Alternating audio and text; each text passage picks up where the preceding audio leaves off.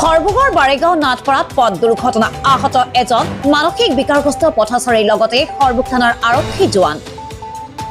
বৰপেটা জিলাৰ সৰভোগ আৰক্ষী থানাৰ অন্তৰ্গত বাৰেগাঁও নাটপাৰাৰ ২৭ নম্বৰ ৰাষ্ট্ৰীয় ঘাইপথৰ মা মনসা মন্দিৰৰ সমীপত আজি সন্ধিয়া প্ৰায় ৮ বজাত এক পথ দুৰ্ঘটনা সংঘটিত হয়। দুৰ্ঘটনাটোৰ ফলত এজন মানসিক বিকাৰগ্ৰস্ত পথচাৰীৰ লগতে সৰভোগ থানাৰ এজন আৰক্ষী জোৱান গুৰুতৰভাৱে আহত হয়। ঘটনাৰ বিৱৰণী মতে বিজনীৰ পৰা AS19V 8935 নম্বৰৰ হোণ্ডা মটৰচাইকেলখনেৰে থানালৈ আহি থকা প্ৰদীপ ৱাৰী নামৰ সৰভোগ থানাৰ আৰক্ষীৰ জোৱানজনে ৰাষ্ট্ৰীয় ঘাইপথেৰে আহি থকা মানসিক বিকাৰগ্ৰস্ত পথচাৰী এজনক খুন্দিয়াই বাগৰি পৰে। ফলত মানসিক বিকাৰগ্ৰস্ত পথচাৰীজনৰ লগতে প্ৰদীপ ৱাৰী গুৰুতৰভাৱে আহত হয়।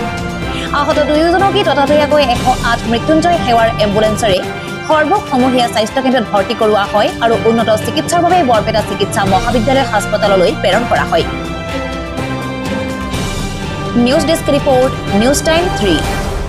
অলপ আগতে অনুমান 8টামান বজাত আমাৰ মনসা মন্দিৰৰ কাষতে বাৰেগাঁও নাটপাৰাৰ আমাৰ মনসা মন্দিৰৰ কাষত এজন মানে আধা বলীয়া মানুহ তেওঁ ৰাস্তা পাৰ হ'ব খুজিছিল।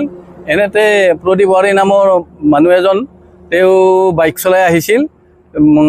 অকস্মাত আগেদি দৌৰা দেখি তেওঁ এই পগলাজনৰ গাত খুন্দিয়ালে আৰু খুন্দিয়াই তেওঁ নিজে বাগৰি পৰি তেওঁ কিছু আঘাত পালে।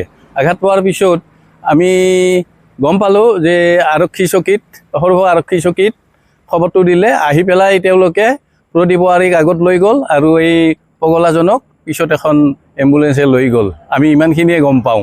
প্ৰদীপ ৱাৰী মানে তেখেত আৰক্ষী বিষয়া নেকি? তেখেত আৰক্ষী বিষয়া নেকি আমি নাজানো, কিন্তু তেওঁ পুলিচত কাম কৰে বুলি আমি গম পাওঁ আৰু মানে এইটো আচলতে পগলাজনক তেওঁ খুন্দিয়ালে আৰু পগলাজনক খুন্দিয়ালে।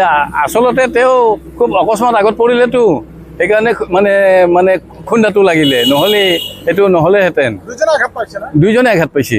দুইজনকে এতিয়া মানে হস্পিটেলত লৈ গৈছে।